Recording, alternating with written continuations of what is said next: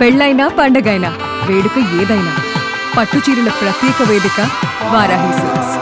అమరావతిలో అంతర్జాతీయ స్థాయి న్యాయ విశ్వవిద్యాలయ ఏర్పాటుకి పనులు చకచకా సాగుతున్నాయి. ఎందుకంటే ఈ విశ్వవిద్యాలయం ఏర్పాటు చేయడానికి ఒక ప్రత్యేకమైనటువంటి చట్టం చేయాల్సిన అవసరం ఉంది. గత అసెంబ్లీ సమావేశాల్లో విద్యాశాఖ మంత్రి నారా లోకేష్ ప్రత్యేకంగా ఈ చట్టానికి సంబంధించిన ప్రతిపాదనను అసెంబ్లీలో పెట్టారు. అసెంబ్లీ ఆమోదించింది. గవర్నర్ కేవలం ఒక రోజు క్రితమే దీనికి సంబంధించి ఆమోద ముద్ర వేశారు. సో అధికారిక ఉత్తర్వులు కూడా వెలువడ్డాయి.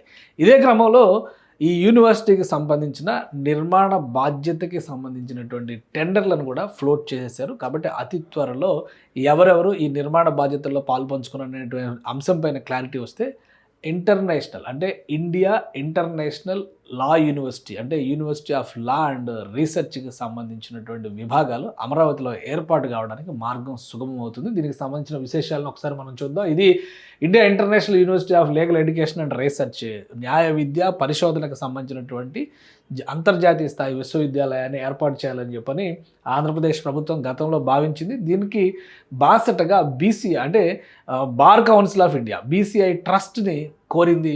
బీసీఐ ట్రస్ట్ కూడా దీనికి ఆమోదించింది. న్యాయ నిపుణులతో చర్చించిన తర్వాత ఈ ట్రస్ట్కి సంబంధించినటువంటి పనులు ముందుకు తీసుకెళ్లాలనేటువంటి నిర్ణయానికి వచ్చింది. దీనికి సంబంధించినటువంటి Bar Council of India trust New Delhi ఒక టెండర్స్ని ఫ్లోట్ చేసింది. దీనికి సంబంధించినటువంటి అంటే empanelment and selection of architects or consultants దీనికి for preparation of master layout plan providing comprehensive architectural consultancy for the upcoming project of India International University of Legal Education and Research Amaravati AP. So ఇది law university కింద పనిచేయబోతుంది. శాఖమూరు గుంటూరు జిల్లాలో దీనికి సంబంధించినటువంటి అంటే ప్రస్తుతం ఉన్నటువంటి Amaravati master plan ఏరియాలో 55 ఎకరాల భూమిని కేటాయించింది రాష్ట్ర ప్రభుత్వం. సో ఇది డిక్లేర్ చేశారు కాబట్టి అతి త్వరలోనే ఈ వెండర్స్ని ఎవరైతే దీనిలో పార్టిసిపేట్ చేస్తారో వాళ్ళని అనౌన్స్ చేసే అవకాశం ఉంది. లా యూనివర్సిటీకి సంబంధించినటువంటి ల్యాండ్ ఇంకా మాస్టర్ ప్లాన్ లేఅవుట్లో చూస్తే ఇంకా క్లియర్ పిక్చర్ కనిపిస్తుంది. ఇది మాస్టర్ ప్లాన్ ఏరియా మొత్తం చూస్తే ఈ ప్లేస్లో ఈ క్వశ్చన్ ఉన్నటువంటి ఇది శాఖమూరు ఏరియా కిందకు వస్తుంది అనమాట. శాఖమూరు ఏరియా రాజధానిలో కీలకమైనటువంటి ప్లేస్ అవుతుంది. ఎందుకంటే ఈ ప్లేస్లోనే ఇంటర్నేషనల్ కనెక్టివిటీ గురించి మాట్లాడితే కనుక ఎయిర్పోర్ట్స్, అలానే లోకల్ కనెక్టివిటీ గురించి మాట్లాడితే కనుక రైల్వే స్టేషను ఇవన్నీ కూడా వచ్చే అవకాశం ఉంది. దీనికి సంబంధించి ఇన్నర్ రింగ్ రోడ్డు ప్రణాళికలో భాగంగా ఈ జోన్ని రాష్ట్ర ప్రభుత్వం ఎంచుకునేటువంటి అవకాశం ఉంది. కాబట్టి ఇక్కడ మనం గమనించి చూస్తే కనుక 55 ఎకరాల భూమిని ఈ ప్లేస్లోనే రాష్ట్ర ప్రభుత్వం కేటాయించింది. India International University for Legal Education and రీసెర్చ్కి సంబంధించి ఇది ఈ డేటా చూస్తే క్లియర్గా అర్థమవుతుంది అనమాట. దీనికి ల్యాండ్ అలాట్మెంట్ జరిగినట్టుగా కూడా చూపిస్తుంది ఇప్పటికి కూడా. సో ఈ ప్లేస్ మొత్తం కూడా 55 ఎకరాల భూమి ఉంటుంది. ఇక్కడ యూనివర్సిటీతో పాటు 55 ఎకరాల భూమిలో యూనివర్సిటీతో పాటు ఇంటర్నేషనల్ స్టాండర్డ్స్తో ఆర్బిట్రేషన్ సెంటర్ను కూడా ఏర్పాటు చేయాలని భావిస్తున్నారు. న్యాయ పరిశోధనకు సంబంధించినటువంటి విభాగాలను కూడా ఏర్పాటు చేయాలని. అందుకనే దీన్ని ఒక పెద్ద ఎత్తున నిర్మాణ బాధ్యతలను చేపట్టాలంటే కనుక అనేక అంశాలతో ముడిపడి ఉంటుంది కాబట్టి ఈ టెండర్ డాక్యుమెంట్ని ఫ్లోట్ చేశారు.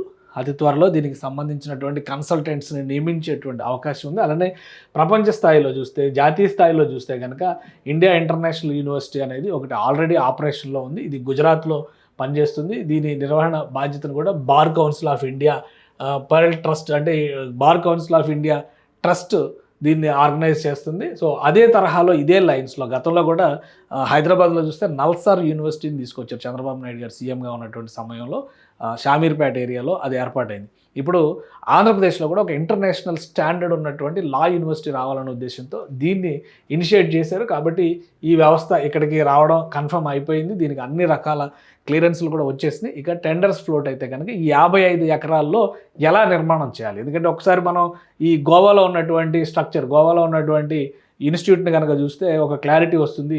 అదే లైన్స్లో ఇప్పుడు అమరావతిలో కూడా ఇన్స్టిట్యూట్ ఏర్పాటు అయ్యేటువంటి అవకాశాలు ఉన్నాయి. కాబట్టి ఇది అమరావతిలో ఏర్పాటు కాబోయేటువంటి ఇన్స్టిట్యూట్కి సంబంధించినటువంటి ఒక మోడల్ కింద మనం దీన్ని చూస్తే ఇదే తరహాలో అమరావతిలో కూడా నిర్మాణ ప్రక్రియ జరిగేటువంటి అవకాశం ఉంటుంది. నార్మల్ క్లాస్ రూమ్స్, కోర్టులో జరిగేటువంటి ప్రొసీడింగ్స్కి సంబంధించినటువంటి ప్రాక్టికల్ ట్రైనింగ్స్, అలానే లా రీసెర్చ్కి సంబంధించినటువంటి ప్లాట్ఫామ్స్, దీంతోపాటు ఆర్బిట్రేషన్ సెంటర్ ఒక ఇంటర్నేషనల్ లెవెల్ ఉండేటువంటి ఆర్బిట్రేషన్ సెంటర్ని ఇక్కడ ఏర్పాటు చేయాలని కూడా రాష్ట్ర ప్రభుత్వం ఈ ప్రణాళికలో భాగం చేస్తుంది. కాబట్టి ఇలా ఒక స్టేట్ ఆఫ్ ఆర్ట్ స్ట్రక్చర్ ఉండేటువంటి అద్భుతమైనటువంటి భవనం నిర్మాణం జరుగుతుంది. ఈ మాస్టర్ ప్లాన్ని, ఈ లేఅవుట్ ప్లాన్ని డిజైన్ చేసేందుకు కన్సల్టెంట్, అలానే నిర్మాణానికి సంబంధించినటువంటి కన్సల్టెంట్స్ వీళ్ళందరూ కూడా ఇందులో ఇన్వాల్వ్ అవుతారు. ఈ మొత్తం 55 ఎకరాల భూమిని కూడా చదరపు మీటర్కు ₹1 చొప్పున 60 ఏళ్ల పాటు లీజ్కి ఇచ్చింది. ఎందుకంటే బార్ కౌన్సిల్ ఆఫ్ ఇండియా కూడా ఒక ట్రస్ట్ పెట్టుకుంది. ఆ ట్రస్ట్ ద్వారా ఇది రన్ చేస్తుంది. కాబట్టి పైగా న్యాయ విద్యకి సంబంధించి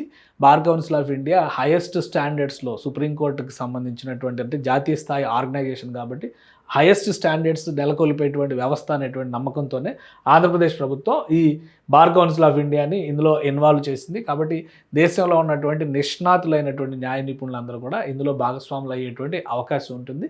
ఇప్పుడు ఇచ్చినటువంటి ఈ ఆర్బిట్రేషన్ సెంటర్ ఏర్పాటు, ఆడిటోరియంస్, అలానే ఇతర ఇన్ఫ్రాస్ట్రక్చరు, ఒక రెసిడెన్షియల్ దగ్గర నుంచి అంటే అక్కడ ఉండడానికి కావాల్సినటువంటి హాస్టల్ వసతులతో సహా ఒక భారీ వ్యవస్థ ఈ ప్రాంతంలో ఏర్పాటు అవుతుంది. ఇన్ఫ్రాస్ట్రక్చర్ కూడా స్టేట్ ఆఫ్ ఆర్ట్ ఇన్ఫ్రాస్ట్రక్చర్ వస్తుందని చెప్తున్నారు. కాబట్టి టెండర్స్ ఫ్లోట్ అయినాయి, అతి త్వరలో క్లియర్ అవుతుంది. టెండర్స్ క్లియర్ అయిన తర్వాత దీని డిజైన్స్, వీటి నమూనాలు ఇవన్నీ కూడా రిలీజ్ చేసేటువంటి అవకాశం ఉంటుంది. వీలైనంత వేగంగా దీన్ని ఎగ్జిస్టెన్స్లోకి తేవాలని చెప్పి ఆంధ్రప్రదేశ్ ప్రభుత్వం భావిస్తుంది. ఎందుకంటే 2016-17లోనే దీనికోసం ప్రయత్నాలు జరిగినాయి. అయితే ప్రాసెస్లో ఉండగానే 2019లో ప్రభుత్వం మారింది. అమరావతి పూర్తి స్థాయిలో ఆగిపోయినటువంటి పరిస్థితి ఉంది. కాబట్టి ఇప్పటివరకు ఇది కనబడలేదు. ఇప్పుడు మళ్ళీ ప్రొసీజరల్గా ముందుకు వచ్చింది.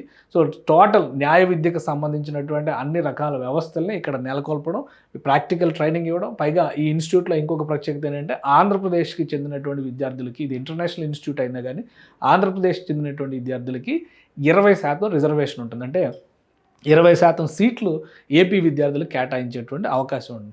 ఒక highest standard national level, international level institution అమరావతిలో ప్రారంభం చేసేందుకు కావాల్సినటువంటి కసరత్తు మొదలైంది. ఈ టెండర్స్ క్లియర్ అయిన తర్వాత నిర్మాణ ప్రణాళిక ముందుకు జరుగుతుంది. నిర్మాణ ప్రణాళికతో సంబంధం లేకుండా తాత్కాలికంగా యూనివర్సిటీని ప్రారంభించడానికి ఉండేటువంటి ప్రత్యామ్నాయ అంశాలపైన కూడా రాష్ట్ర ప్రభుత్వం ఫోకస్ పెట్టింది. దీనికి ఛాన్సలర్గా రాష్ట్ర గవర్నరే వ్యవహరిస్తారనేది సమాచారం. ఈ విద్యాశాఖ ప్రత్యేకంగా విద్యాశాఖ మంత్రి నారా లోకేష్ ప్రతిపాదించినటువంటి లైన్లోనే ఈ చట్టం అంతా కూడా రూపొందింది. కాబట్టి ఆంధ్రప్రదేశ్కి న్యాయ విద్యకి సంబంధించినటువంటి విద్యార్థులకి, పరిశోధన చేసేటువంటి వారందరికీ కూడా ఇది ఒక మంచి ఉత్సాహాన్ని ఇచ్చేటువంటి అంశం అవుతుందని చెప్పి ఏపీ ప్రభుత్వం భావిస్తుంది. అందుకనే వీలైనంత వేగంగా కార్యకలాపాలను ప్రారంభించాలి. దాంతోపాటు సైమల్టేనియస్గా నిర్మాణ ప్రణాళికను ముందుకు తీసుకెళ్లాలని ఏపీ ప్రభుత్వం భావిస్తుంది.